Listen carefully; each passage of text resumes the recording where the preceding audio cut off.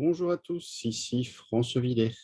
Bienvenue dans cette petite vidéo dans laquelle je vais simplement vous parler des différents soucis et problèmes que vous pourrez être amenés à rencontrer durant votre travail. Alors, je vérifie que l'enregistrement fonctionne bien parce que c'est la troisième fois que je recommence, mais cette fois-ci, ça a l'air bon, je croise les doigts.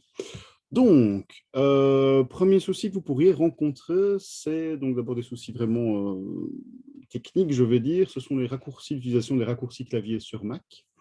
Il y a deux raccourcis que je vais utiliser régulièrement dans les vidéos. C'est le raccourci Delete pour zoomer sur l'objet ou bien pour zoomer sur un point ou un groupe de points sélectionnés, ce qui a pour effet de vous permettre de tourner autour de la sélection.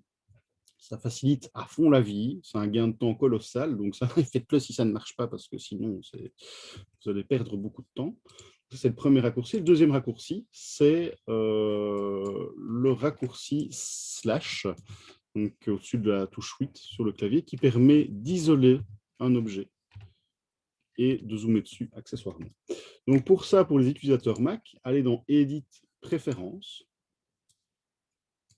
dans Keymap, et faites une recherche d'abord sur Frame Selected. Vous allez pouvoir ensuite, vous voyez ici dans l'onglet 3D View Frame Selected, vous avez le numpad point qui apparaît, vous cliquez 2 fois dessus et vous pouvez mettre un nouveau raccourci clavier. Alors attention aux raccourcis existants que vous utilisez déjà. Vous pouvez, pour éviter tout risque, je dirais, c'est utiliser une combinaison de touches, donc CTRL-ALT-W par exemple, pour générer un nouveau raccourci. Dans le pire des cas, si ce raccourci était déjà pris, vous vous rendez compte que ça ne fonctionne pas, vous pouvez toujours faire un restore ici pour remettre les raccourcis à leur valeur par défaut. Donc ça, c'est le premier raccourci. Et le deuxième raccourci, j'ai oublié son nom, c'est Local View. Donc là, vous faites une recherche sur Local View. Et même chose pour cette icône-ci. Donc ça devrait régler le problème, ces deux petits soucis de raccourci pour les utilisateurs Mac.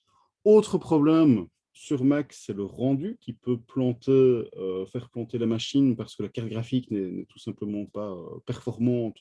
Dans ces cas-là, vous pourrez m'envoyer une capture d'écran, simplement. Et plus rare, l'utilisation des matériaux qui fait planter la bécane. Donc voilà, si vous êtes dans le cas, prévenez-moi, simplement, et j'y regarderai avec vous. Voilà pour ces deux premiers points. Ensuite, je vais vous parler d'un autre souci qui est le plus courant. J'enregistre toujours.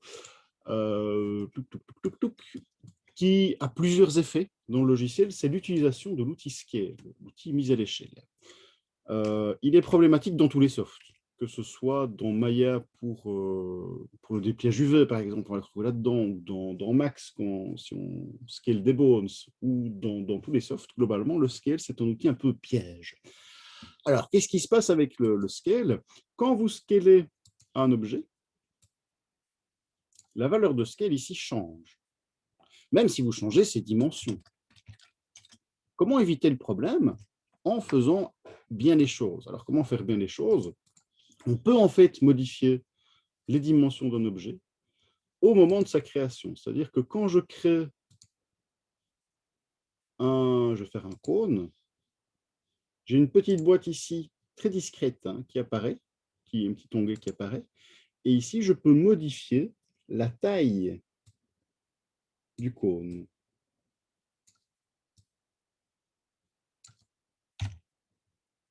Si j'active un raccourci, ou que je zoome, ou que je fais quoi que ce soit, la boîte a disparu. En ayant modifié les valeurs avec la petite boîte, les valeurs de scale sont restées ainsi. Par contre, ici, je me dis non, je vais changer la taille de mon cône. De nouveau, ça fait tout exploser au niveau de l'objet. Donc ça, je sais que c'est vraiment le problème majeur de l'utilisation de l'outil Scale. Et même si vous passez dans le menu ici, vous aurez des problèmes similaires au niveau de votre objet par la suite. Donc pour éviter ça, ce que l'on va pouvoir faire, c'est faire sur l'objet un clear scale.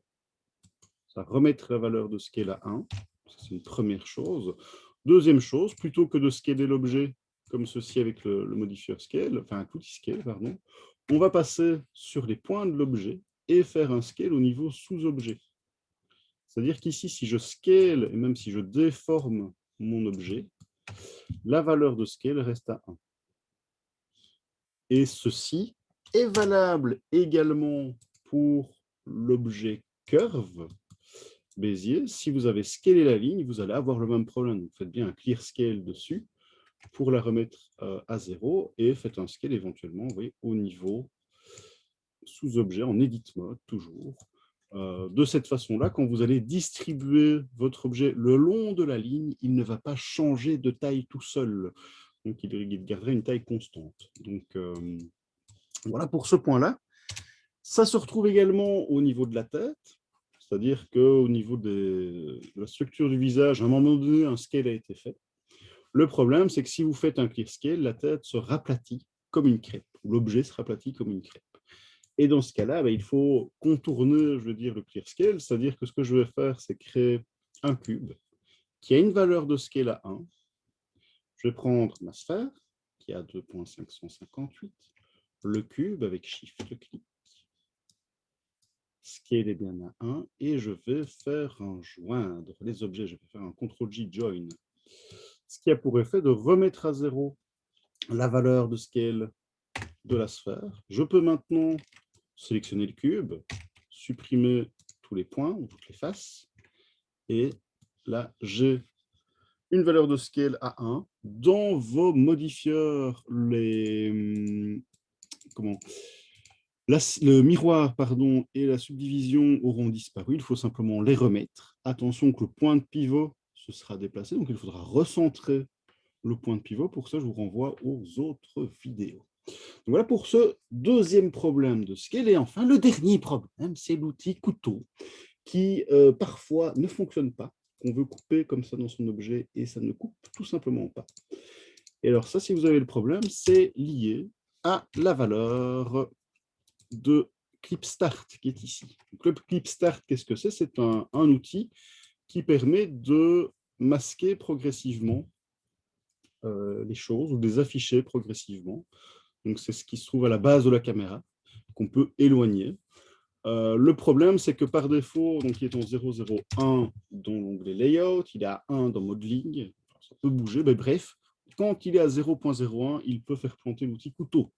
Donc, si vous avez le souci, remettez simplement la valeur de Clip Start à 1 cm. Attention, là je suis en mètre, je n'ai pas fait la modification d'unité, mais ça devrait régler votre problème. Voilà. Je vous souhaite à tous un excellent travail et je vous dis à très bientôt. Au revoir.